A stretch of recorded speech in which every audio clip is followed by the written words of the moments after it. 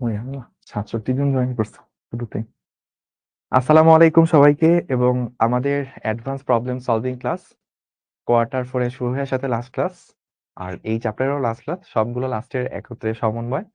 তো last class আমরা শুরু করতেছি এবং আ শুরু করার ১ম এই বলতেছি যেহেতু নামাজের সময় হয়ে গেছে, আমরা আজকে অ্যাডভান্স প্রবলেম সলভ করব কিছু। শুরুতে আমরা ফার্স্টে নামাজের বিরতি নিব। নামাজের বিরতি থেকে এসে আমরা ভালো ম্যাথ করব ইনশাআল্লাহ। এবং আরেকটা কথা বলে রাখবো যে এই চ্যাপ্টার থেকে বোর্ডে বা হচ্ছে অ্যাডমিশনেও যা কিছু দরকার তার বেশিরভাগ জিনিস অলরেডি আমরা করে ফেলছি। আজকে যদি আমরা অ্যাডভান্স প্রবলেম সলভ নাও করি তাও আমরা অ্যাডমিশনও পাড়ি দিতে পারবো। তাও আপনাকে অ্যাডমিশনে আরো বেশি স্ট্রং করার জন্য, আরো বেশি কেপেবল করে তোলার জন্য সো দ্যাট আপনারা আরো কনফিডেন্ট হন তাই ভাইয়া কিছু অঙ্ক দেখানোর চেষ্টা করব। আমরা বিগত বছরে বুয়েটে আসা কিছু অঙ্ক-টঙ্ক দেখব। তো নামাজের বিরতি আপনারা সবসময় কমপ্লেইন করেন ভাইয়া কম দিই। এজন্য আজকে একদম মন ভরে নামাজের বিরতি দিব। ৭টা থেকে ৭টা ২৫। নামাজ, নাস্তা যা আছে সব একসাথে খেয়ে ফেলতে সরি নামাজ পড়া, নাস্তা খাওয়া সব একসাথে করে ফেলতে পারবেন ইনশাআল্লাহ। ওকে।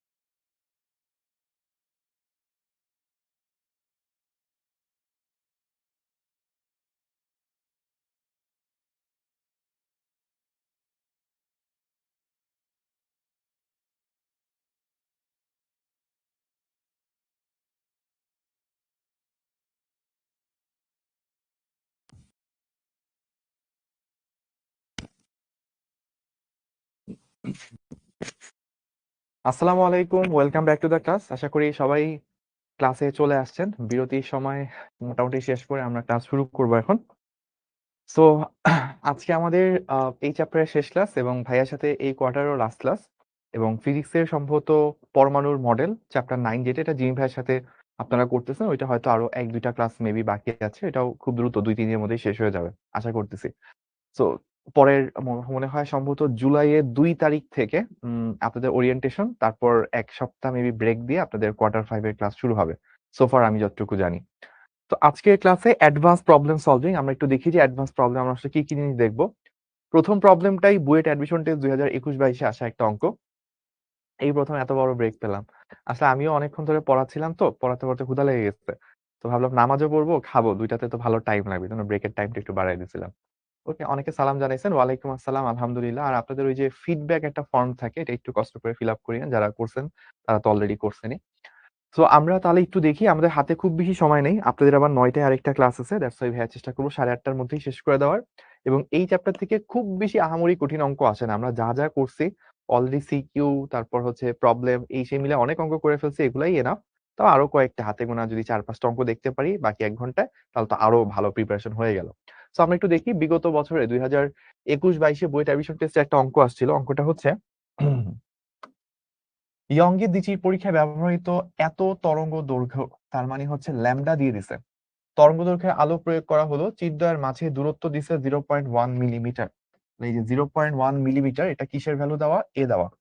0.1 মিলিমিটার, এটা হচ্ছে আমার এর ভ্যালু দেওয়া। চিরগুলো থেকে পর্দার দূরত্ব 2 মিটার, এটা হচ্ছে আমার ডি দেওয়া। 1 নম্বরে যেটা আমাকে বের করতে বলছে সেটা কি? সেটা হচ্ছে কেন্দ্রীয় উজ্জ্বল ডোরা থেকে দশম উজ্জ্বল ডোরা দূরত্ব কত? অনেক কঠিন প্রশ্ন, দেখছেন? এত কঠিন কোশ্চেন আপনি আর পারেন? কেন্দ্রীয় উজ্জ্বল ডোরা থেকে দশম উজ্জ্বল ডোরা কতটুকু হাইটে সেটা বের করতে বলতে। তো সূত্র কি? N lambda B divided by A. তাহলে এন কত? দশম। দেখেন খেয়াল করে, দশম উজ্জ্বল ডোরা, তার মানে এন ইকুয়ালস টু হচ্ছে 10। তো আমি 10 বসাবো। ল্যামডা, ল্যামডা কত? 5000, 10⁻⁻10। ডি, ডি হচ্ছে 2 ডিভাইডেড বাই এ। এ কত? 0.1 মিলিমিটার, দ্যাট মিনস 10⁻⁻3। তো সবকিছু জানি, এখান থেকে আমরা সলভ করলে মানটা পেয়ে যাব। দেখি কত আসে। 0.1 আসে। ওকে, তো আমরা একটু দেখি।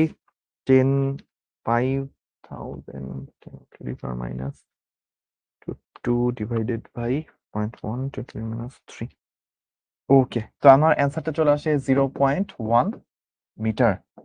সো আমরা প্রথমটা কিন্তু সাকসেসফুলি বের করে ফেললাম, যে আমাদের 1 নাম্বারটার অ্যান্সার হচ্ছে 0.1 মিটার। অনেকে আমার সাথে করে ফেলতে পারছেন, আপনাদেরকে কংগ্রেচুলেশনস। তাহলে চলেন এবার 2 নাম্বার অংশটাতে যাই। 2 নাম্বার প্রবলেমটা কি? দশম উজ্জ্বলতার কৌণিক অবস্থান বের করো। দশম উজ্জ্বলতার কৌণিক অবস্থান বের করো। তো 2টা ওয়েতে করা যায়। আমরা 2টা মেথডে দেখবো। একটা হচ্ছে যে ধরেন আমরা যে সিস্টেমটা জানি, সিস্টেমটা কিরকম থাকে? এই তো ব্যতিচার, 2টা ডোরা। সো এইখানে ধরেন হচ্ছে আপনার কেন্দ্রীয় উজ্জ্বল ডোরা থেকে দশম উজ্জ্বল ডোরাটা তৈরি হয়েছে। সো এইটুকু হচ্ছে এক্স এন, আর এই দূরত্বটাকে আমরা পর্দা দূরত্ব ডি বলে থাকি। এই অ্যাঙ্গেলটা আমরা অলরেডি বের করছি, তাই না? এই অ্যাঙ্গেলটা আমরা অলরেডি বের করছি। সরি, এই অ্যাঙ্গেলটাকে আমরা বের করছি, এই অ্যাঙ্গেলটা আমরা বের করি নাই। আচ্ছা, সমস্যা নেই, বের না করলেও এটা করা যাবে। কৌণিক অবস্থান থিটা, সেটাই আমাকে বের করতে বলছে। তাহলে খেয়াল করেন, আমরা বলতে পারি কি ট্যান থিটা, সেটা আসলে কি x n divided by d. আমরা এক্স এন বের করছি, ডি দেওয়া আছে, তাহলে এখান থেকে ট্যান থিটা বের করা যাবে, সেখান থেকে থিটাটা বের করতে পারবো। তো থিটা হচ্ছে tan inverse x n divided by d. তাহলে আমরা কত পাই? ট্যান ইনভার্স এক্স এন কত পাইছিলাম? 0.1। ডি কত পেয়েছিলাম? ডি দেওয়া ছিল হচ্ছে 2 মিটার। তাহলে এখান থেকে আমরা অ্যাঙ্গেলটা বের করে ফেলতে পারবো। 2.86 আসে সম্ভবত, অনেকে কমেন্ট করছেন। হ্যাঁ, সেরকমই আসছে, 2.86, 24 এত degree. So this is one way to determine this value. আরেকটা ওয়েতে আপনি করতে পারেন।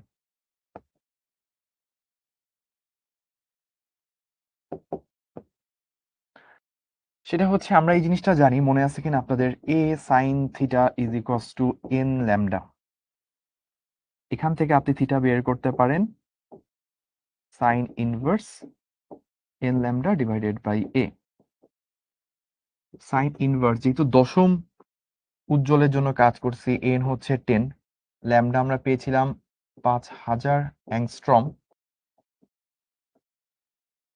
ডিভাইডেড বাই a আমরা পেয়েছিলাম 0.1 মিলিমিটার। এটা দিয়ে করলেও কিন্তু আপনার সেম অ্যান্সার পাওয়া উচিত। সাইন ইনভার্স আমরা তাহলে কত পাচ্ছি, lambda 5000 10 to the power minus 10, 0.1 10 to the power minus 3, same answer 2.8659। ওইখানে কত আসছিল, সো 2.86 রাখলেই হবে, দশমিকের পর তো হালকা একটু চেঞ্জ আসবে, সমস্যা নেই। সো দেখেন দুইবারই কিন্তু সেম আসছে। সো আমি এই ওয়েতে করি বা এই ওয়েতে করি, দুইটাই রাইট। তা যেই ওয়েতে খুশি সেই ওয়েতে আপনি করতে পারেন। জাস্ট ওই দশমিকের পর 2-3 ঘর পর যে হালকা একটু চেঞ্জ আসবে ওটা ম্যাটার করে না। দুইটা যে কোনটাই করেন না কেন, দুইটাই আপনার ওকে। তাহলে এই প্রবলেমটি আমরা ধরতে পারছি। তাহলে যারা মনে করতেন যে ভাইয়া আমার দ্বারা কিছু হবে না, আমি ভালো করতে পারবো না, বোর্ডের প্রশ্ন সলভ করে দিছি, অ্যাডমিশনের প্রশ্নও সলভ করতেছি, কি মনে হয় এখন? কি মনে হয় যে ভাইয়া আমি তো পারতেছি, এটা মনে হয়? নাকি মনে হয় যে না ভাই সব মাথার উপর দিয়ে যাচ্ছে, কিছুই পারতেছি না? ডান, ডান। থিটার মান 3.18 না, থিটার মান 3.18 হবে না, যে আমি দুই বইতে করছি, দুই বইতেই সেম আসছে, তার মানে অবশ্যই ঠিক আছে। এটা কি বইটার সবচেয়ে সহজ প্রশ্ন না? বইটার অনেক কোশ্চেনই এরকম হয়। বইটা যদি ফিজিক্সের 13টা প্রশ্ন থাকে, অ্যাটলিস্ট 5-6টা প্রশ্ন তো এই লেভেলের থাকবেই, এই ডিফিকাল্টি লেভেল এরকম এরকম 5-6টা প্রশ্ন অ্যাটলিস্ট থাকবে, ঠিক আছে? 3-4টা প্রশ্ন থাকবে এর থেকে একটু ডিফিকাল্ট, মানে হালকা, এটা লেভেল যদি হয় 10-এ 7, ওইগুলো লেভেল হবে 10-এ 8। 2-একটা প্রশ্ন থাকবে যেটা একটু কঠিন, একটু বলতে একটু ভালো পরিমাণ কঠিন, ওই রকম 1-2টা থাকে। So BUET is not like ভাই আমি অনেক কঠিন পারবো না ওই রকম প্রশ্ন দিয়ে ভরায় রাখবে, এমন না। সবচেয়ে যেটা হয় যে খুব অল্প সময় থাকে, এত অল্প সময়ের মধ্যে ফিজিক্স কেমিস্ট্রি ম্যাথ সব সাবজেক্টের সব ধরনের প্রশ্ন মিলায় ঝিলায় খাতার মধ্যে অল্প স্পেসে কম টাইমে লিখে আসা, এটাই হচ্ছে চ্যালেঞ্জ, ঠিক আছে? ওকে, তাহলে আমরা প্রথমটা করে ফেললাম। আমরা এবার আরেকটা ম্যাথ পড়বো। এই ম্যাথটা আসছিল বুয়েটেই 2018-19 সালে। তো আমরা চলেন দেখি, একটু আগে আমরা কত করলাম, এটা ছিল P21, নাম্বার দিতে ভুলে গেছিলাম, P21 করছি। সো নাও আমরা P22 করব। তো এবার P22, তো বলা হচ্ছে যে ইয়ংয়ের দ্বিচির পরীক্ষায় দ্বিচিরকে এক চির থেকে 5 সেন্টিমিটার দূরে রাখা হলো। এটা খুব ইন্টারেস্টিং একটা প্রবলেম। এই প্রবলেমের সলিউশন অনেক জায়গায় ভুল দেওয়া আছে, সো এটা একটু খেয়াল রাখেন। সো সালমান কি জানি লিংক পাঠাচ্ছেন, এই ধরনের লিংক না পাঠালে ভালো ভাইয়া, এই ধরনের লিংক আর পাঠায়েন না। ওকে, সো আমরা এরপর চলেন P22 যেটাতে ছিলাম, সেখানে বলতেছে ইয়ংয়ের দ্বিচির পরীক্ষায় দ্বিচিরকে এক চির থেকে 5 সেন্টিমিটার দূরে রাখা হলো। এত অ্যাংস্ট্রমের তরঙ্গ দৈর্ঘ্যে সবুজ আলো, দ্যাট মিনস ল্যামডা দিয়ে দেওয়া আছে আমাকে। এক চির থেকে এসে দ্বিচিরকে আপতিত হলো, এক চির থেকে দ্বিচির এত সেন্টিমিটার দূরে পর্দায় রাখলে 10টি ডোরার ব্যবধান 2 সেন্টিমিটার হলে দ্বিচিরের মধ্যবর্তী দূরত্ব বের করো। That means a is equals two what, সেটা আমার প্রশ্ন। তো সিস্টেমটা আমরা একটু আঁকি, তাহলে বোঝাটা ইজিয়ার হবে যে কি ঘটতেছে আসলে এখানে।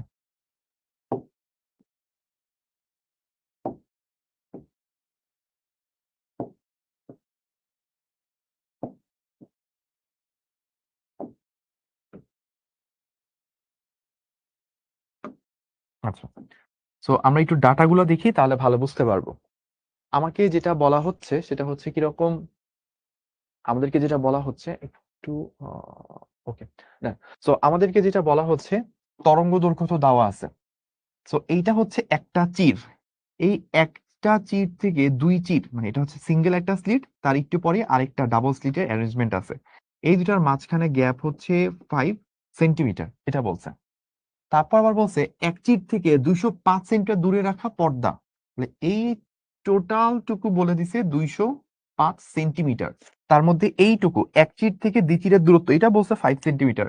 তাহলে দ্বিচির থেকে পর্দার দূরত্ব কি অবশিষ্ট 200 সেন্টিমিটার, বা আমরা বলতে পারি 2 মিটার। এইটুকু তো বুঝলাম, এইটুকু ডান। এবার বলছে 10টি ডোরার ব্যবধান 2 সেন্টিমিটার। তাহলে এখন আমরা দেখি এখান থেকে কি বলা যায়। 10টি ডোরার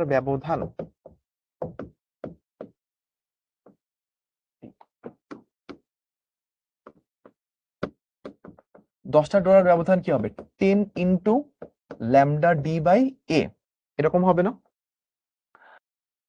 তাহলে আমার এই যে 10 ল্যামডা ডি ডিভাইডেড বাই এ, এই ভ্যালুটা কত দেওয়া আছে 2 সেন্টিমিটার বা 2 × 10⁻² মিটার। ডোরা ব্যবধান বলতে কিন্তু ডোরা প্রস্থ বোঝায় না। ডোরা ব্যবধান বলতে পরপর দুইটা উজ্জ্বলের মাঝে গ্যাপ, সেটা বোঝায়। পরপর দুইটা উজ্জ্বলের মাঝে গ্যাপ। তাহলে পরপর এরকম 10টা উজ্জ্বলের মাঝে গ্যাপ, মানে আপনাকে বলাই হচ্ছে 10টা ডোরা ব্যবধান, মানে একটা থেকে আরেকটা, একটা উজ্জ্বল থেকে আরেকটা উজ্জ্বল তাদের মাঝখানে একটা গ্যাপ থাকবে, ওই উজ্জ্বল থেকে আরেকটা উজ্জ্বল তাদের মাঝখানে আরেকটা গ্যাপ থাকবে। এরকম 10টা ব্যবধান মিলে হচ্ছে 2 সেন্টিমিটার বা 2 × 10⁻² মিটার।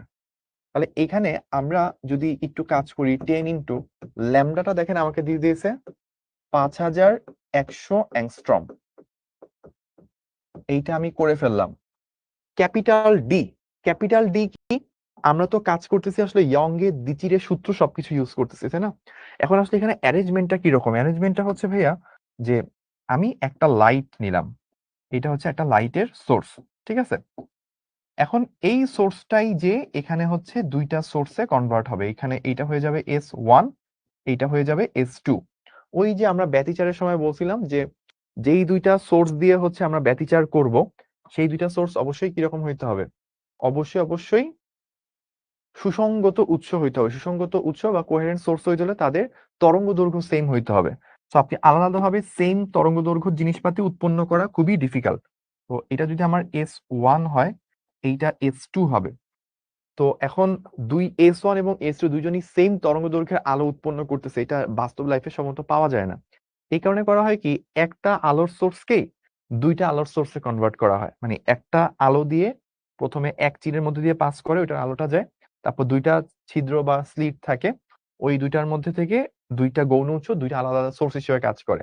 ফলে এই দুইটা সোর্স অবশ্যই সুসঙ্গত উৎস হয়, যেহেতু তারা একই জায়গা থেকে আসছে, একই উৎস থেকে আসছে, দ্যাট মিনস তাদের তরঙ্গ দৈর্ঘ্যগুলো সেম হয়। তারপর যায় তারা হচ্ছে এই পর্দার মধ্যে ব্যতিচার তৈরি করে, অর্থাৎ এখানে তখন এই যে এই ধরনের ঘটনাগুলো ঘটতে থাকে।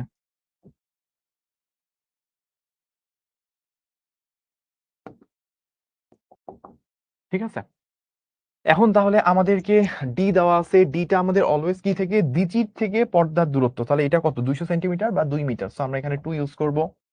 এ তো কত আমি জানি না, বাট এদিকে দেওয়া আছে 2 × 10⁻²। তাহলে এখানে সবকিছু জানি, সলভ করলে আমার এর ভ্যালু কত চলে আসবে? এটাই কি দ্বিচিরের মধ্যবর্তী দূরত্ব, অর্থাৎ চিরদ্বয়ের মধ্যবর্তী দূরত্ব। তো আমরা সলভ করতেছি।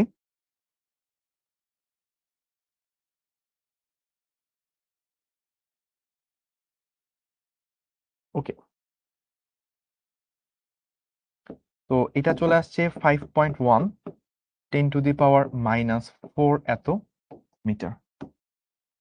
ওকে, এই হচ্ছে আমার সলিউশন। তো এইটুকু কারা কারা বুঝতে পারছেন? অলরেডি অনেকে হচ্ছে কমেন্ট করছেন, সেম অ্যান্সার আসছে আপনাদের কমেন্টে। তাহলে আমরা কারা কারা বুঝতে পারছি একটু কমেন্ট করি। আর তো খুব বেশি লাইভ ক্লাস পাবেন না, তাই না? মানে কোয়ার্টার, আরেকটা কোয়ার্টার হলেই শেষ। ওই কোয়ার্টারে আমি অলরেডি দেখলাম, ওই কোয়ার্টার আগামী কোয়ার্টারে আপনাদের সাথে সম্ভবত একটা বা দুইটা চ্যাপ্টার আমার দেখা হবে ইনশাল্লাহ। একটা চ্যাপ্টার থাকবে চুম্বকের, তড়িৎ প্রবাহের চুম্বক ক্রিয়া, সম্ভবত মানে চ্যাপ্টার 4 যেটা সেকেন্ড পেপারে, তড়িৎ প্রবাহের চুম্বক ক্রিয়া রিলেটেড। আরেকটা হচ্ছে থাকবে সম্ভবত জ্যোতির্বিজ্ঞান, মানে একদম শেষ চ্যাপ্টার যেটা 11। তো 11 নাম্বার চ্যাপ্টারটা নিতেও পারি নাও নিতে পারি, শিওর না, বাট ইনশাল্লাহ আল্লাহ পাক বাঁচায় রাখলে চ্যাপ্টার 4 সেকেন্ড পেপারে সেটা ইনশাল্লাহ ভাইয়ার সাথে আপনাদের দেখা হবে। তাহলে 22 নাম্বার প্রবলেম, এটাকে আমরা সবাই ধরতে পারছি? ক্লিয়ার। ওকে, তাহলে এইটুকু ডান। সো আমি আরেকবার একটু ক্লিয়ার করি, ডোরা ব্যবধান বলতে পরপর দুইটা উজ্জ্বল ডোরার ব্যবধান বোঝায়। তো এরকম 10টা ব্যবধান মিলে 2 সেন্টিমিটার। তো এই জন্য আমার একটা ডোরার ব্যবধান কত, মানে পরপর দুইটা উজ্জ্বলের মাঝখানে যে একটা ব্যবধান, সেই ব্যবধান ল্যামডা ডি বাই এ। তো এখানে 10টা ব্যবধান দেওয়া ছিল, তাই 10 ইন্টু ল্যামডা ডি বাই এ, এই মানটা বলছে 2 সেন্টিমিটার। এইভাবে হচ্ছে পুরো অঙ্কটা আসছে। ঠিক আছে, ওকে। তারপর বুয়েটে 2004-5 সালে একটা অঙ্ক আসছিল, সেই অঙ্কটা আমরা একটু দেখব। অঙ্কটা বলতেছে দুটি সমবর্তক মানে হচ্ছে পোলারাইজার বা হচ্ছে পোলারাইজার অ্যান্ড অ্যানালাইজার এমন ভাবে রাখা হলো যেন দ্বিতীয়টির আলোক অক্ষ প্রথমটির আলোক অক্ষের সাথে 60 ডিগ্রিতে থাকে। কোনো অসমবর্তিত আলো এ সজ্জায় এক প্রান্ত দিয়ে পাঠালে অপর প্রান্তের আলোর তীব্রতা অসমবর্তিত আলো তীব্রতার কত গুণ হবে, সেই হচ্ছে আমাদের প্রশ্ন। তাহলে এই জিনিসটা সলভ করা আছে, এটা P23 হবে, তাই না? ভেরি গুড, আমাকে একজন মনে করা দিচ্ছে, ভাই আপনার তো 23 নাম্বার লেখা উচিত ছিল। Thank you. ওকে, তো তাহলে আমরা একটু খেয়াল করি যে এখানে সিস্টেমটা কিরকম। সিস্টেমটা হচ্ছে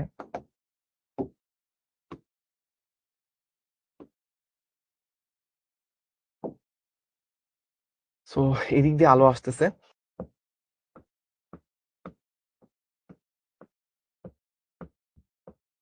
এই আলোর তীব্রতা যদি আই নট হয়, এখানের অক্ষটা ধরেন এইরকম, এদিক দিয়ে যে আলোটা বের হবে এটা তীব্রতা হবে হচ্ছে আই নট বাই 2। আমরা যখন গত ক্লাসের আগের ক্লাসে যখন দেখছিলাম, সেটার মধ্যে 5 নাম্বার ক্লাস ছিল আপনাদের এই চ্যাপ্টারের উপর, পঞ্চম ক্লাস। সেই ক্লাসে আমরা সমবর্তন অবর্তন দুইটা জিনিসই পড়ছিলাম। মোস্ট প্রবাবলি 2 ঘন্টা 50 মিনিটের একটা ক্লাস ছিল। তখন আমরা দেখছিলাম যে ইনিশিয়ালি যে আলোটা ঢুকে ওইটা সবগুলা আলো দুইটা উপাংশে ভাগ হয়, একটা এক্স অক্ষ একটা ওয়াই অক্ষ, মানে আমি এক্স ওয়াই জাস্ট র্যান্ডমলি ধরলাম আর কি। সো এই বরাবর ওয়াই অক্ষ বরাবর সবগুলো আলো বের হয়ে যায়, এক্স অক্ষ সবগুলো আলো ব্লক হয়ে যায়, মানে 50% আলো বের হয়, 50% আলো ব্লক হয়ে যায়। 50% আলো বের হওয়ার কারণে এখান থেকে যখন এখানে আসে প্রথমবার একটা পোলারাইজার অতিক্রম করার পর আমার তীব্রতাটা বা শক্তিটা অর্ধেক হয়ে যায়। তারপর যেটা হয় যে আমার আগে যে এক্সিসটা ছিল তার সাথে যদি থিটা কোণে একটা এক্সিস থাকে বর্তমানে, মানে বর্তমানের এটাকে যদি পোলারাইজার বলে, পোলারাইজার, তাহলে এইটাকে কি বলে, এটাকে বলে অ্যানালাইজার। তো এই পোলারাইজার এবং অ্যানালাইজার মাঝখানে থিটা একটা অ্যাঙ্গেল থাকে। তখন এদিক দিয়ে যে আলোটা বের হয় সেটার বিস্তার, মানে এটার যদি বিস্তার হয়ে থাকে এ, তাহলে এই দিক দিয়ে আপনার বের হবে হচ্ছে এ কস থিটা। এবং আমরা দেখছিলাম এখানে যে আই প্রাইমটা বের হয় সেটা আসলে আই কজ স্কোয়ার থিটা হয়, বা আই এর জায়গায় আমরা বসাইতে পারি I naught by 2 cos square theta. So এখন আমরা যদি কাজ করি যে I prime by I naught কি, অসমবর্তিত আলোর তীব্রতা, এটা হচ্ছে অসমবর্তিত আলোর তীব্রতা।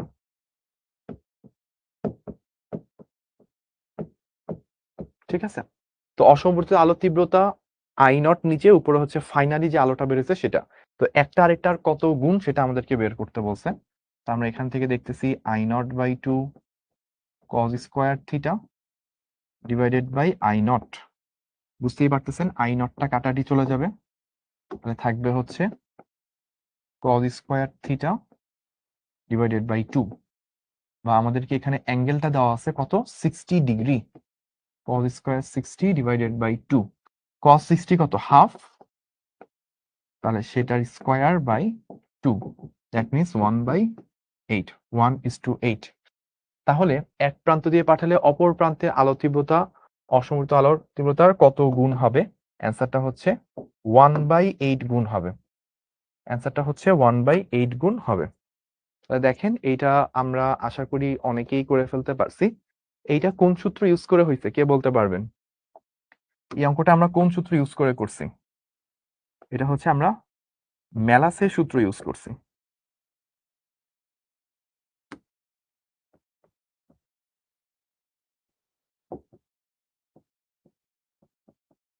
ম্যালাসের সূত্র ইউজ করেই কিন্তু আমরা এই প্রবলেমটা সলভ করছি। ঠিক আছে, ওকে ডান। তাহলে আমরা 23 নাম্বার প্রবলেমও সবাই করে ফেলতে পারলাম যে এদিক থেকে অসমবর্তিত আলো আসছে, প্রথমবার পোলারাইজার মধ্যে পার করার পর তার তীব্রতা অর্ধেক হয়ে যায়। তারপর থিটা কোণে যদি অ্যানালাইজার থাকে তাহলে ওইটা দিয়ে পাস করার পর তীব্রতা হয়ে যায় এখানে তীব্রতা ইনটু cos স্কয়ার থিটা, বা শুরুর তীব্রতা I0/2 into cos square theta. So আমরা একদম ফাইনালের সাথে একদম ইনিশিয়ালের অনুপাত করলাম, অনুপাত করে 1/8 গুণ পাইলাম, মানে জাস্ট 12.5% এনার্জি বের হয়েছে, বাদ বাকি 88.5% এনার্জি হচ্ছে ব্লক হয়ে গেছে। ওকে, ডান। তাহলে এইটুকু শেষ। এবার আমরা খুবই গুরুত্বপূর্ণ একটা প্রবলেম করব, এটা হচ্ছে P24।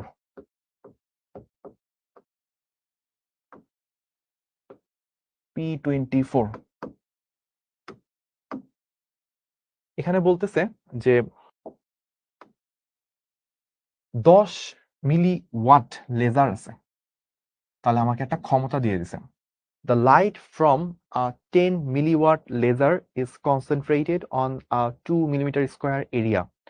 তাহলে একটা ক্ষমতা দেওয়া আছে লাইটের, এবং ওই লাইটটা যে কোন সারফেসের উপর পড়তেছে সেই সারফেসের এরিয়া দিয়ে দিছে। দ্যাট মিনস এরিয়া দেওয়া। What is the maximum value of the corresponding sinusoidal electric field? তো ওইটার কারেসপন্ডিং একটা ক্ষমতা, একটা এরিয়া দেওয়া আছে, ক্ষমতাকে এরিয়া দিয়ে ভাগ করলে আপনি একটা তীব্রতা পাবেন। তো ওই তীব্রতার কারেসপন্ডিং তড়িৎ প্রাবল্য কত সেটা বের করতে বলছে। এখন আপনি যদি চিন্তা করেন ম্যাক্সিমামটা বলছে, মানে তড়িৎ প্রাবল্যের ম্যাক্সিমাম ভ্যালু কত আসবে, তো আপনি বলেন ভাইয়া প্রাবল্য তো পড়ছে স্থির তড়িতে, আর এইখানে ভাইয়া আলোর চাপটা তাও ভৌত আলো বিজ্ঞান ব্যতিচার অবর্তন সমবর্তন, তাহলে ভাই কোনটা কি কেমনে হইলো কিছু বুঝলাম না। লাস্টে আবার এপসাইলন নট মিউ এগুলা দেওয়া আছে। সো এগুলো তো আসলে এমনি জানি অমনি জানি। ব্যাপারটা হচ্ছে কি, আমরা আলোর তীব্রতা পড়ছিলাম মনে আছে? তীব্রতা যদি চিন্তা করি, তীব্রতা আই, এইটা পড়ছিলাম energy divided by area into time. মনে পড়ে এটা? যে আলো একক সময়ে একক ক্ষেত্রফলের মধ্যে দিয়ে কতটুকু শক্তি নিয়ে পাস করে সেটাই আলোর তীব্রতা। শুধু আলো না, যে কোনো তরঙ্গের তীব্রতা। আমরা এই চ্যাপ্টার আগে চ্যাপ্টার 9 পড়ছিলাম, এই কোয়ার্টারে মোস্ট প্রবলি, হ্যাঁ এই কোয়ার্টারে পড়ছিলাম। সো ওই সময় কিন্তু আমরা এই জিনিসটা দেখছি যে I equals to E divided by AT। এখন এই যে E বাই T, এটা কি আমরা কি বলতে পারি? পাওয়ার বলতে পারি, আর নিচে তো এরিয়া আছে, এইটা হচ্ছে তীব্রতা। আচ্ছা, এরপর দেখেন আরেকটা জিনিস আমরা পড়ছিলাম, মনে পড়ে কিনা? পয়েন্টিং ভেক্টর আপনারা পড়ছিলেন, এইটা ছিল এই চ্যাপ্টারের একদম শুরুর দিকের জিনিস। পয়েন্টিং ভেক্টর মনে পড়ছে? পয়েন্টিং ভেক্টরটা, পয়েন্টিং ভেক্টরকে আমরা এস দ্বারা প্রকাশ করতাম, এবং পয়েন্টিং ভেক্টর ছিল এরকম 1/μ0 E ক্রস বি। মনে পড়ে?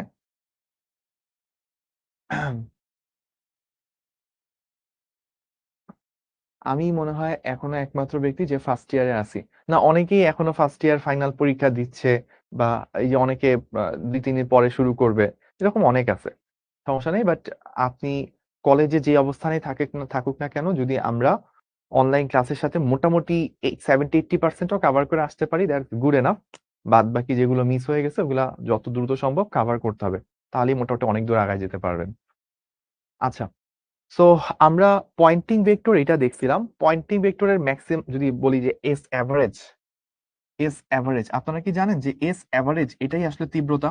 পয়েন্টিং ভেক্টর পড়ার সময় বলছিলাম পয়েন্টিং ভেক্টর আসলে দুইটা জিনিস প্রকাশ করে, একটা হচ্ছে মান আর একটা হচ্ছে বের করা। যেহেতু এটা একটা ভেক্টর রাশি, ক্রস গুণনের ফলে একটা ভেক্টর রাশি পাওয়া যাবে। পয়েন্টিং ভেক্টরের দিকটা বোঝায় যে তরঙ্গটা কোন দিকে যাচ্ছে, বা আলোটা কোন দিকে বের হচ্ছে, সেই দিকটা হচ্ছে পয়েন্টিং ভেক্টরের দিক থেকে পাই। আর পয়েন্টিং ভেক্টরের মানটা হচ্ছে আমরা পাই যেটা, সেটা হচ্ছে তীব্রতা। এখন এই মানটা ই আর বি, এটা তো সাইনোসয়েডাল ভ্যালু, ই আর বি এর মানগুলো কন্টিনিউয়াসলি চেঞ্জ হতে থাকে। সো কোনো একটা মোমেন্টে ই এর ভ্যালু ধরেন 10, তারপর ধরেন হইলো 100, তারপর কমে আবার 50, তারপর 0, তারপর নেগেটিভ। তো ই এবং বি এগুলোর ভ্যালু সাইনের মতো করে বড় ছোট হচ্ছে, এগুলা তো হচ্ছে কমতে থাকে বাড়তে থাকে। সো আমরা যখন এস অ্যাভারেজ বলি তখন আমরা এইভাবে কাজটা করি, 1/μ0 ইন্টু E0/2, মানে E maximum by 2 into B0/2 into sine theta. Normally কি আসে? নর্মালি হওয়া উচিত ছিল হচ্ছে E0 B0 সাইন থিটা। এখন E naught B naught sine theta এরকম না লিখে আমরা তো ম্যাক্স অ্যাভারেজটা বের করতেছি। অ্যাভারেজ বের করার সময় যেটা করা হয়, ই নটের অর্ধেক ভ্যালু নেওয়া হয়, সরি ই নটের অর্ধেক ভ্যালু বলতে ই নট বাই √2 নেওয়া হয়। বি নটের অ্যাভারেজ ভ্যালু বলতে বি নট বাই √2 নেওয়া হয়। এখন বলবেন ভাইয়া √2 কেন? কারণ দেখেন সাইন 45 বা কস 45 এগুলো কত 1/√2, ওই কারণে এটা নেওয়া হয়েছে। এখন আরো যদি জিজ্ঞেস করেন যে ভাইয়া কেন আমি ওইটা নিলাম, কারণ দেখেন আপনারা যখন কাজ করবেন,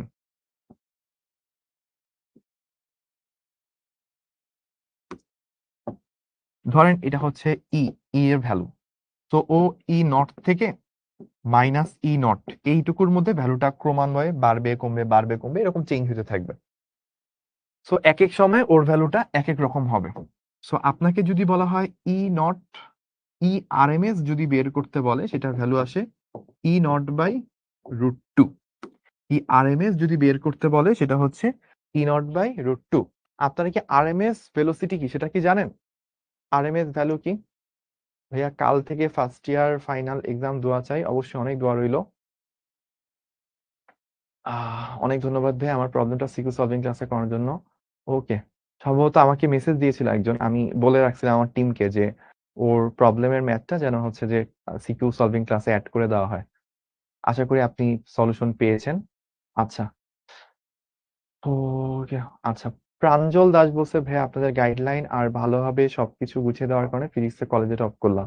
কমেন্টটা আমার জন্য অনেক অনেক অনেক ভাল লাগার অনুভূতি। আমার নিজেরও অনেক ভাল লাগে যখন আপনারা ফিজিক্সে অনেক ভালো করেন। আপনারা যখন হচ্ছে ফার্স্ট ইয়ার ফাইনালের রেজাল্ট বা যে কোনো পরীক্ষার রেজাল্ট কার্ড হচ্ছে আমাদের সাথে শেয়ার করেন গ্রুপে বা পার্সোনালি মেসেজ দিয়ে, আমার সর্বপ্রথমে চোখ যায় যে ফিজিক্সে কিরকম করছে, স্বাভাবিক যেটা আমি ফিজিক্সের টিচার। তো ফিজিক্সে যখন ভালো করে দেখি যে কোন স্টুডেন্ট ফিজিক্সে অনেক ভালো করছে, কলেজে টপ রেজাল্টটা সে ফিজিক্সে করে আসছে, তখন এটা অন্যরকম একটা অনুভূতি দেয়।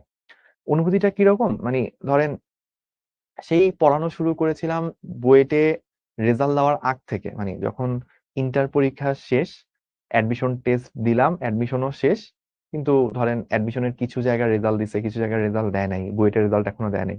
ওই সময় থেকেই পড়ানো শুরু করছি। তখনকার দিনে পড়াশোনাটা ছিল হচ্ছে মানে অন্যরকম একটা অনুভূতি, তাই না? যে আমি এতদিন স্টুডেন্ট ছিলাম, এখন আমি অন্যান্য স্টুডেন্টদেরকে পড়াবো। এবং আমার লাইফের ১ম স্টুডেন্ট ছিল ইন্টার স্টুডেন্ট। আরো মজার বিষয় বলি, আমি তো আসলে ছোটবেলায় পড়ি নাই। মানে কেজি, নার্সারি, প্লে অনেকগুলা ধাপ আছে না? ঐরকম ধাপগুলা কিছু পড়ি নাই। আমার আব্বা করছে কি, ছোটবেলায় যখন আমার বয়স ৫.৫ কি ৬, ডিরেক্টলি হচ্ছে আমাকে ক্লাস 1 এ ভর্তি করায় দিছে। ওই যে প্লে, কেজি, নার্সারি এগুলো বাসায় আম্মু যতটুকু হচ্ছে বই-টই পড়াইছিল।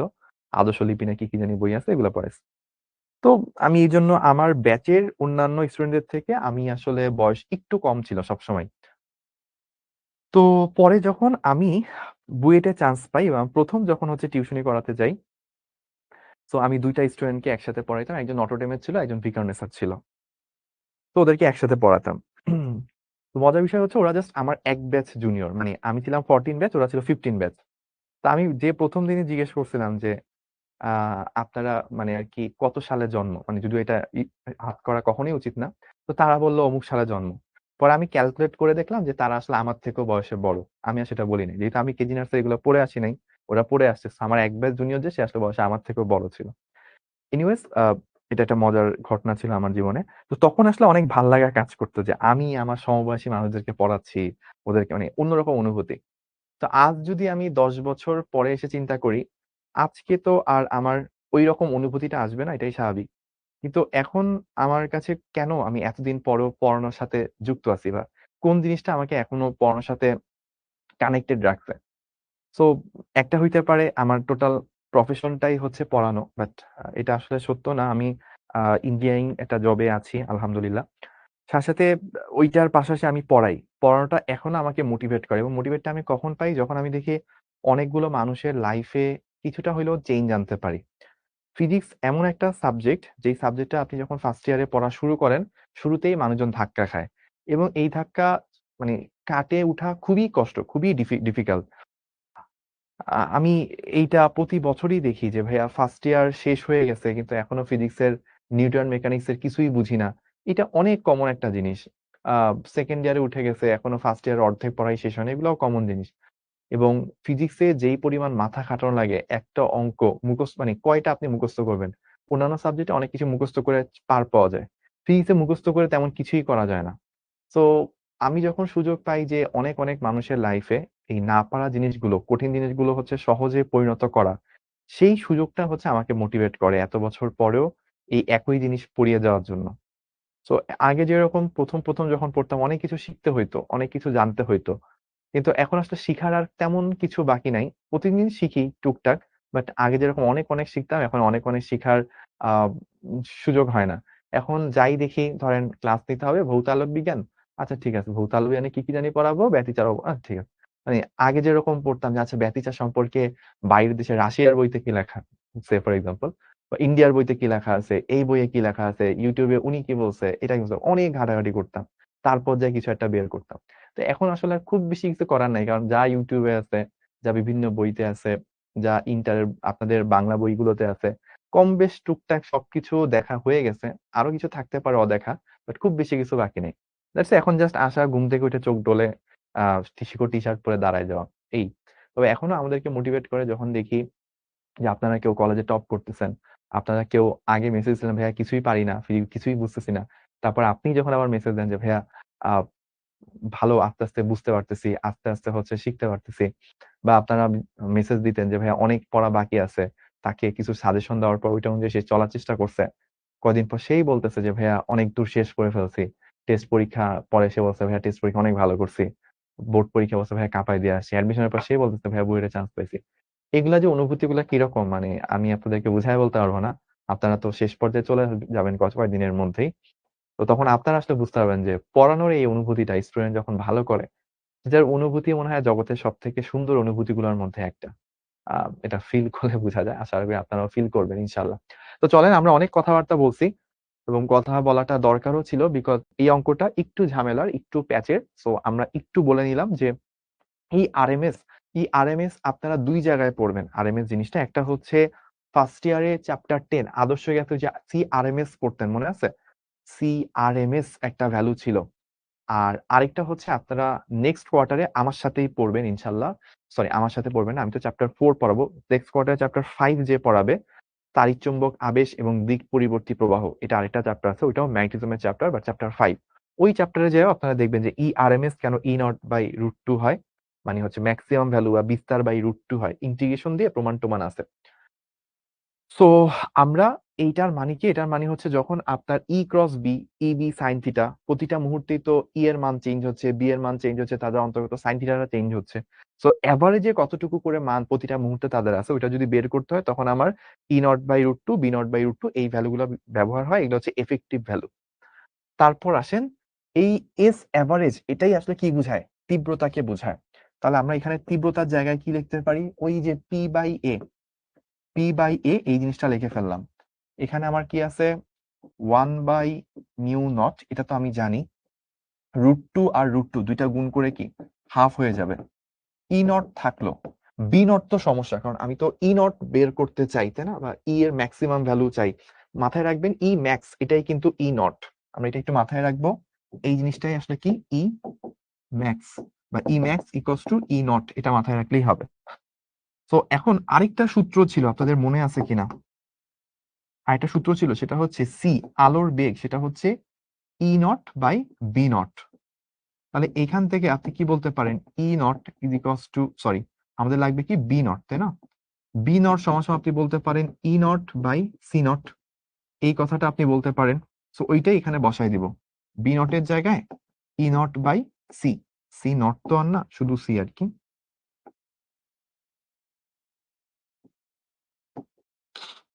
তাহলে আলটিমেটলি দেখেন আমাদের কি রইলো আমাদের রইলো পি বাই এ। পি কত ছিল 10 milliwatt 10 into 10 to the power minus 3। এবার আসেন এ হচ্ছে 2 মিলিমিটার স্কোয়ার তার মানে 2 into 10 to the power minus 6 equals to 1 by mu বা 1 by 2 mu 2 into mu mu কত মিউ হচ্ছে 4 pi 10 to the power minus 7 E naught into E naught হয়ে গেল কি E naught square divided by C C কত 3 10 to the power 8 সব কিছু দেওয়া আছে দেখেন এই কোশ্চেনে একটাই জিনিস অজানা সেটা হচ্ছে ই নট ফার্স্টে ই নট স্কোয়ার বের করবেন তারপর এখান থেকে ই নট বের হয়ে যাবে দেখি আমাদের কত আসে।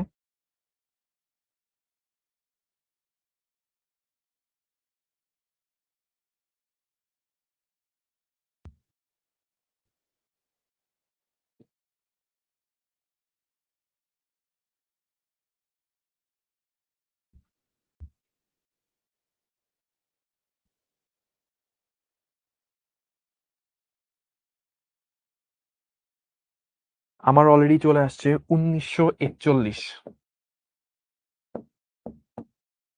62 এত নিউটন পার কুলম।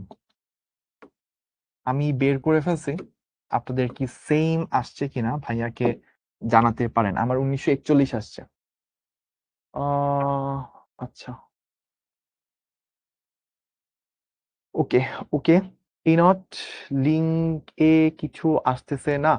আচ্ছা, গুগল ফর্মে একটা লিঙ্ক দেওয়া আছে, লিঙ্কটা যদি এখান থেকে না আসে তাহলে একটু লিঙ্কটা কপি করে নিয়ে অন্য ব্রাউজার থেকে ওপেন করতে পারেন। মানে আপনি ক্রোম বা অন্য ব্রাউজার যদি ইউজ করেন ওটা থেকে একটু চালাই দেখতে পারেন, তাহলে আই থিঙ্ক অনেকের 1900 শুধু 19 আসছে। So আমি আরেকবার একটু করি।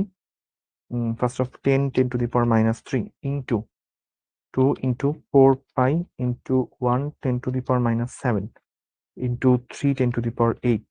ওকে, এখানে কিছু একটা value 2 10 to the power -6 2 10 to -6 কিছু একটা আসলো, তার হচ্ছে রুট না 1941 আসবে। 1941 সেটাই হচ্ছে রাইট অ্যান্সার। ওদের লিঙ্কটা বলে ওপেন হয় না। হচ্ছে ওপেন হচ্ছে না, ওপেন হচ্ছে। আমরা এখান থেকে ট্রাই করে দেখছি, লিঙ্ক ওপেন হয়, নো প্রবলেম। একটু অন্য ব্রাউজার থেকে বা হচ্ছে ওই লিঙ্কটা যদি একটু রিফ্রেশ করেন আই থিঙ্ক ওপেন হয়ে যাবে। তাহলে এই প্রবলেমটা কি সবাই বুঝতে পারছি? এই প্রবলেমটা আই থিঙ্ক সবাই বুঝা গেছে। আমি একটু রিপিট করি। তীব্রতা, তীব্রতা হচ্ছে একক সময়ে একক ক্ষেত্রফলের মধ্যে দিয়ে কতটুকু এনার্জি পাস হচ্ছে সেটা হচ্ছে তীব্রতা। So I equals to E divided by A into T. তো ই বাই টি একক সময়ে কতটুকু শক্তি, সেটাই হচ্ছে কি ক্ষমতা, পি ডিভাইডেড বাই এরিয়া। আবার আমরা পয়েন্টিং ভেক্টর সম্পর্কে জানি, এটা আমরা প্রথম ক্লাসে পড়ছিলাম, 1/μ0 into E cross B, E B sine theta এরকম আকারে আসে। সো আমরা যখন অ্যাভারেজ বলবো, এই পয়েন্টিং ভেক্টরের অ্যাভারেজ মান সেটাই আসলে তীব্রতা বোঝায়, এটা আমরা আগে দেখে আসছিলাম। তো অ্যাভারেজ যখন বলবো তখন ম্যাক্সিমাম ভ্যালু √2 অংশ হয়ে থাকে। সো বি এর ম্যাক্সিমাম ভ্যালু হচ্ছে b0/√2, ই এর জন্য e0/√2। সো যেহেতু এই জিনিসটাও তীব্রতা বোঝায়, আবার এই জিনিসটাও তীব্রতা বোঝায়, সো তীব্রতা আই এর জায়গায় p/a, আর এই জায়গায় পুরো জিনিসটা লিখলাম। চ্যালেঞ্জ থেকে যায় এখন b0 নিয়ে। b0 আর c0, b0 এবং e0 এর মাঝে একটা রিলেশন আছে, আলোর বেগ হচ্ছে e0/b0। তো ওইখান থেকে b0 এর ভ্যালু পাইছিলাম e0/c, সেটা ইউজ করছি। এখানে সবকিছুর ভ্যালু দেওয়া ছিল, শুধুমাত্র e0 ছাড়া। এখান থেকে কিন্তু e0 ও হয়ে গেছে। তো e0টাই আমাদের অ্যান্সার, 1941 দশমিক সামথিং এত নিউটন পার কুলম। তাহলে আই থিঙ্ক এইটুকু ডান। সো এবার আমরা একটা ছোট্ট ব্রেক নিব, ছোট্ট ব্রেক নিব। 5 মিনিটের একটা ব্রেক নিব।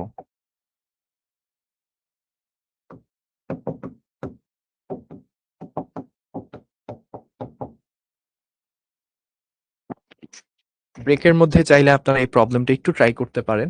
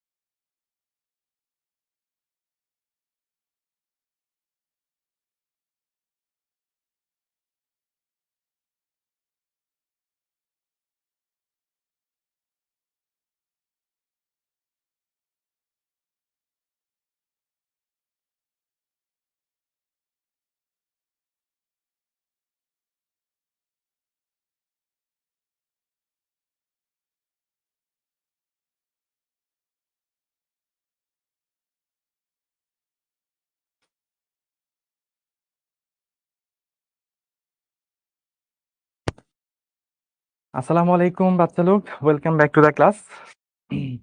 তো আমরা আমাদের অনেকগুলো অঙ্ক করে ফেলছিলাম P24 পর্যন্ত। বেসিক্যালি আমাদের খুব বেশি অঙ্ক বাকি নাই, আরো দুই একটা অঙ্ক করব। সো P25 আমরা হচ্ছে 25 নাম্বার ম্যাথ নিয়ে কাজ করতেছি এখন। সো 25 নাম্বার ম্যাথটা কি বলছে দেখেন, দীপন ক্ষমতা। আগেরটা একটু দেন, আগেরটা দিলে ভালো হয়। তো আগেরটা একটু দেখে নেন। এই চ্যাপ্টারের সব থেকে স্পেশাল অঙ্ক আসলে এটাই ছিল, সুপার ডুপার স্পেশাল যেটাকে বলা হয়। এর আগের অঙ্কটা মনে হয় একটু স্পেশাল ছিল, বাট এটা খুব বেশি স্পেশাল। কোথায় আসছিল এটা? এটা কিন্তু আইওটিতে আসছিল। আর যারা যারা আছেন আর কি, শেষ ক্লাসের স্মৃতি, মানে এই কোয়ার্টারের শেষ ক্লাসের স্মৃতি যদি রাখতে চান, এই ম্যাথটা মেবি আজকের ক্লাসের বেস্ট অঙ্ক। তো এটার সাথে একটা স্মৃতি রেখে দিতে পারেন, স্ক্রিনশট নিয়ে রাখতে পারেন।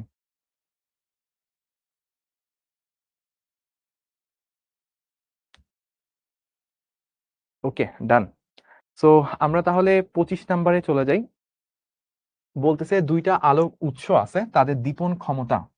সো আমি ক্ষমতাকে ধরলাম পি দ্বারা রিপ্রেজেন্ট করতেছি। এইটা ধরলাম P1 আর এইটা হচ্ছে P2। তাদের মাঝে একটা ডিস্টেন্স দেওয়া আছে, ডিস্টেন্সটা হচ্ছে কত ভাইয়া? 24 সেন্টিমিটার। সো আমি ধরলাম ডিস্টেন্সটাকে ডি দ্বারা প্রকাশ করলাম। উৎসদ্বয়ের মাঝে কোনো বিন্দুতে তাদের তীব্রতা সমান হবে। তো ব্যাপারটা তাহলে কিরকম, ধরেন এইটা একটা পাওয়ার সোর্স, মানে লাইট সোর্স, আর এইটা আরেকটা লাইট সোর্স। তাদের মাঝখানে এই ডিস্টেন্সটা দেওয়া আছে ডি, সেটা কিনা 24 সেন্টিমিটার। ঠিক আছে, তাহলে এখন এদের মাঝখানে কোনো না কোনো একটা পয়েন্ট পাওয়া যাবে। ধরলাম এখান থেকে এক্স পরিমাণ দূরে কোনো একটা বিন্দু পাওয়া যাবে, যেখানে এইটার কারণে যে তীব্রতা আসবে, তীব্রতাকে তো আই দ্বারা প্রকাশ করা হয়, এটার কারণে যে তীব্রতা আসবে ওইটার কারণে এক্স্যাক্টলি সেম তীব্রতা আসবে।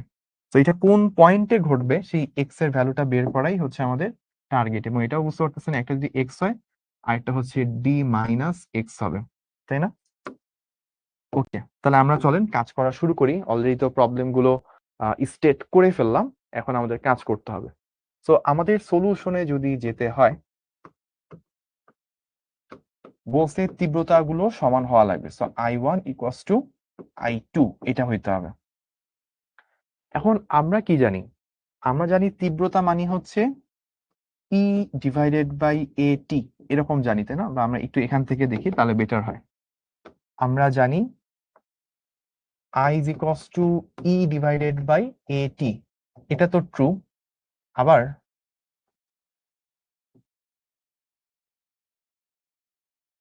এটাও জানি যে E বাই টি, এটাকে কি লেখা যায়?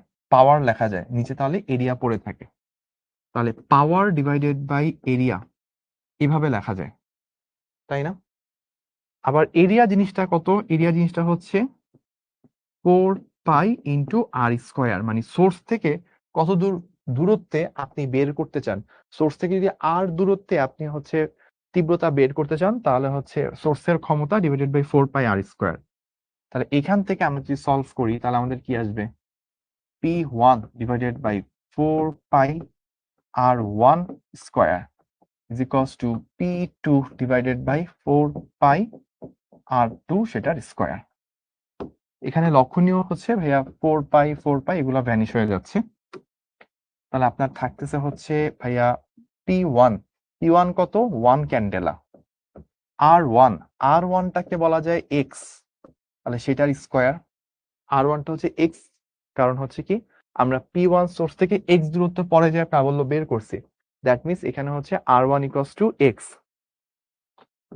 আর P2 সেটার ক্ষমতা দেওয়া ছিল 4 ক্যান্ডেলা, তাহলে R2 কত হবে? 24 সেন্টিমিটার মাইনাস এক্স। আমরা যদি মিটারে প্রকাশ করি তাহলে হচ্ছে 0.24 মাইনাস এক্স সেটার square. So 24 centimetre, that means 0.24 metre.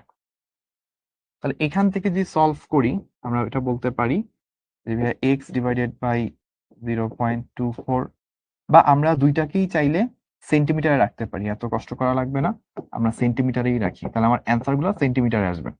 তাহলে আমি বলতে পারবো x divided by 24 minus x তার হোল স্কোয়ার, তাহলে চলে আসবে হচ্ছে কি 1/4, এরকম আসতেছে। তাহলে এখান থেকে বলতে পারি ultimately x divided by 24 minus x root করতে হবে, হাফ আসবে।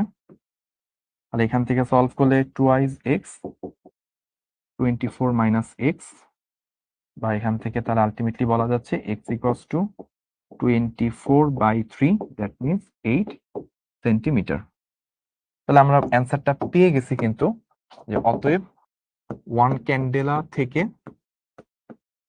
8 সেন্টিমিটার দূরে বিন্দুতে উভয়ের প্রাবল্য সমান, উভয়ের তীব্রতা সমান হবে। কি বলছে জানি, উভয় তাদের তীব্রতা সমান হবে।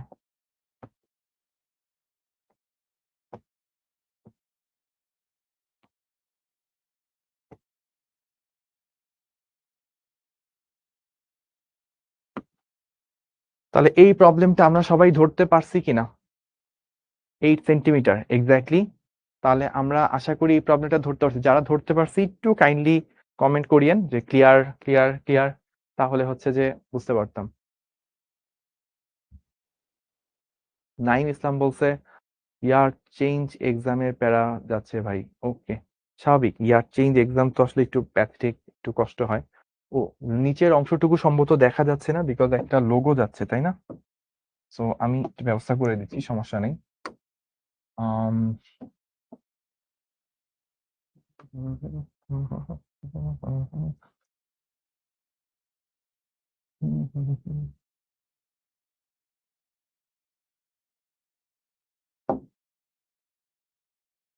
দেখেন এখন মনে হয় এই বাজে অবস্থা হয়ে গেল।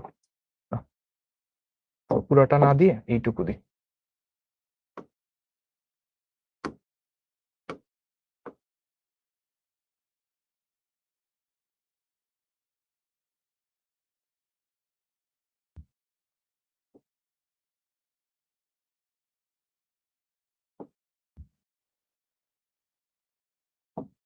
এবার আশা করি দেখতে পাচ্ছেন ঠিক মতো, তাই না? এবার আশা করি দেখা যাচ্ছে ক্লিয়ার। ওকে, এক্স এর মান ভুল না, এক্স এর মান ভুল না, এক্স এর মান 8 সেন্টিমিটারই হবে। ঠিক আছে, মোহাম্মদ হেলাল উদ্দিন আমাকে কমেন্ট করছেন এক্স এর মান ভুল না, এক্স এর মান ঠিক আছে। আমরা মোটামুটি করলাম তো, ঠিক আছে। আচ্ছা, তাহলে এইটুকু ডান, আমাদের 25 নাম্বার শেষ।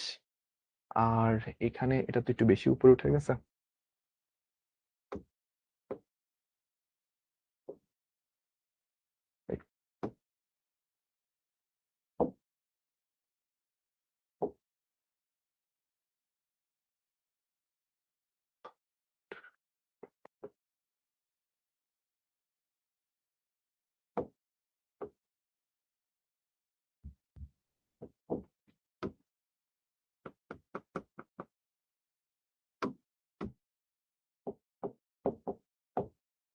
ওকে, সো আমরা এবার পরের ম্যাথটাতে যাচ্ছি। পরের ম্যাথে হচ্ছে যে এটা লাগবে না আপনাদের আপাতত, এটাও লাগবে না, তাও লাগবে না।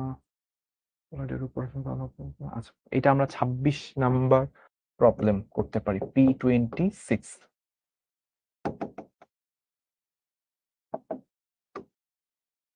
P26, ওকে। তো আমাদের এবারে যে প্রবলেমটা, এই প্রবলেমটা আমাদেরকে বলতেছে পাশাপাশি দুইটি পোলারয়েডের একটি নিশ্চিত দূরত্বে সমান্তরালভাবে অবস্থিত, এদের সমান্তরাল সরলাক্ষের মধ্যবর্তী কোণ হচ্ছে 30 ডিগ্রি। একটি পোলারের উপর অসংখ্য আলো আপতিত হয়ে অন্য পোলার দিয়ে বের হয়, নির্গত আলো তীব্রতা আপতিত তীব্রতার কত গুণ? সো এইটা আমরা অলরেডি করছি, এটা আমাদের ডান। তো এটা আসলে লাগতেছে না, এটা আপনাদের হোমওয়ার্ক বলতে পারি, বিকজ এটা আমাদের ডান। অলরেডি আমরা এই টাইপের অঙ্ক করছি, যে 1/8 আসছে একটা। তারপরে প্রবলেম, এখানে আসলে কোশ্চেনটা পুরোপুরি দেওয়া নাই, সো আমার নিজের থেকে করা লাগবে। তো এবার ভাইয়া একটা অঙ্ক দিচ্ছি, এই অঙ্কটা একটু দেখেন। অঙ্কটা হচ্ছে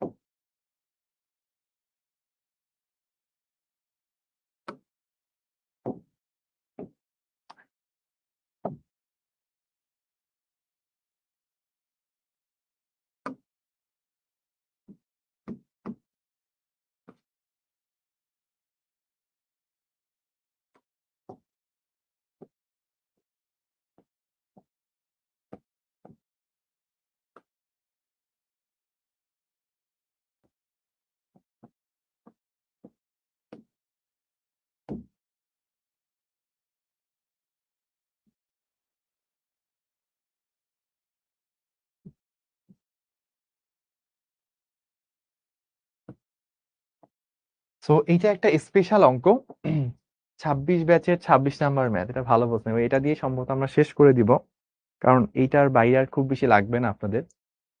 তো 26 ব্যাচের চতুর্থ কোয়ার্টারের শেষ অঙ্ক, 26 নাম্বার অঙ্ক, ভালো মিলছে।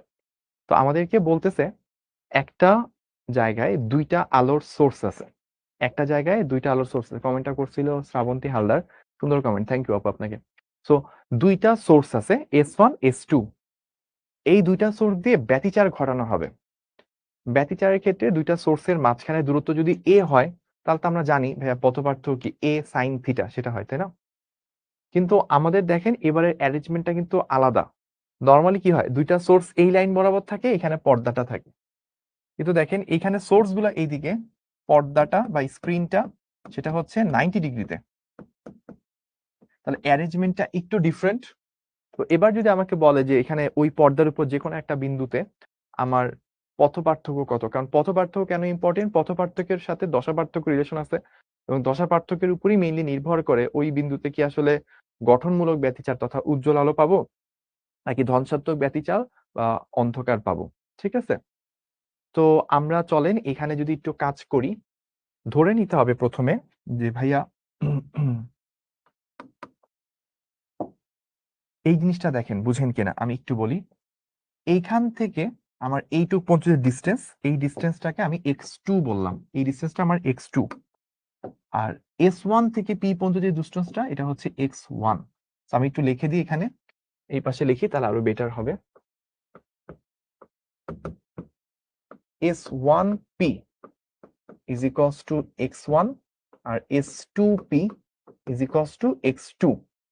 তাহলে ডেল করি, মানে x2 আর x1 এর পার্থক্য, that means x1 minus x2। তাহলে এটা কিভাবে বের করব, ওই যে আগে আমরা যেভাবে বের করতাম ঠিক একই ভাবে, অর্থাৎ এখান থেকে একটা লম্ব টানবো। লম্ব টানলে এই যে এইটুকু দূরত্ব এটাই কিন্তু আসবে কি ডেল এক্স।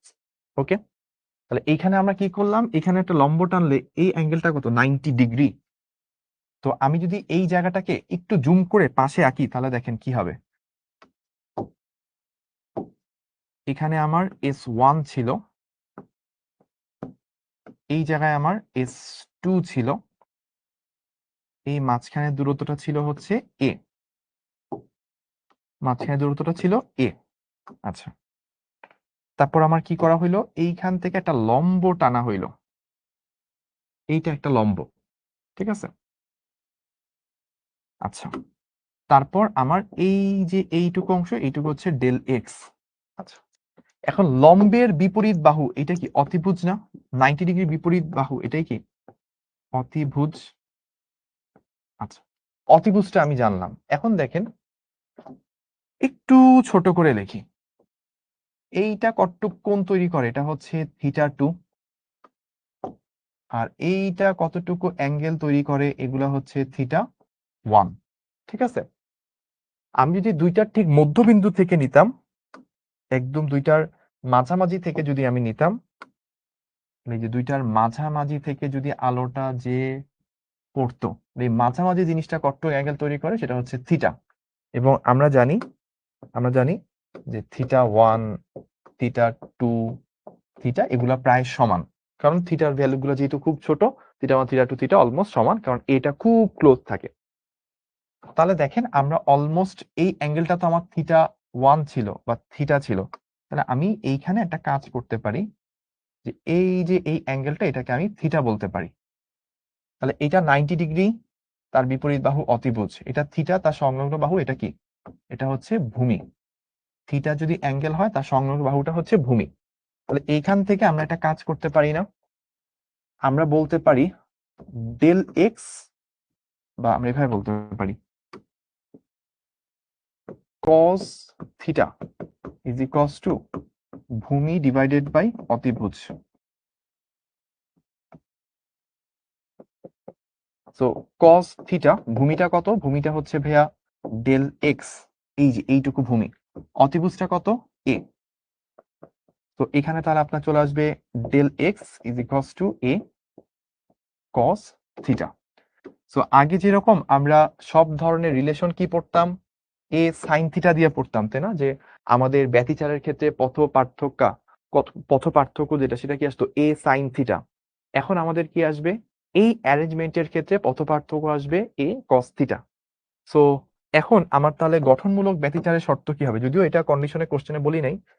তো গঠনমূলক ব্যতিচার যদি শর্ত বলে, তাহলে আমি এখানে লিখে দিই, অতএব গঠনমূলক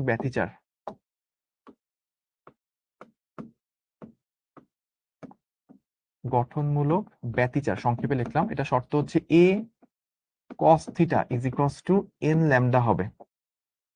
আর আমাকে যদি বলে অতএব ধনসাত্মক ব্যতিচার, সেটা কি হইতে হবে, a cos theta is equals to 2n minus 1 lambda by 2। এইভাবে কিন্তু এখন হইতে হবে। তাহলে ওইটা দিয়ে আমরা বের করব। আমাদেরকে যদি ধরেন বলা হয় যে এ দেওয়া, ল্যামডা দেওয়া, তারপর এন দেওয়া, যে দ্বিতীয় ক্রমের জন্য, টাইম তো আর নাই, শেষ হয়ে গেছে, এই জন্য আমি আর বাড়াবো না। তো 26টা অঙ্ক রেখে শেষ করতেছি, 27 না করি, 26 অঙ্ক দিয়ে শেষ হচ্ছে, একটা স্পেশাল মোমেন্ট হয়ে থাকবে। সো আমাদের অঙ্কগুলা কিরকম হইতে পারে, আমাদের অঙ্কগুলো হইতে পারে যে এই অ্যারেঞ্জমেন্টের জন্য ধরেন বলো যে পঞ্চম ক্রমের উজ্জ্বল ডোরার কোণ নির্ণয় করো, বা পঞ্চম ক্রমের উজ্জ্বল ডোরার কোণ, এটাই ধরেন কোশ্চেন।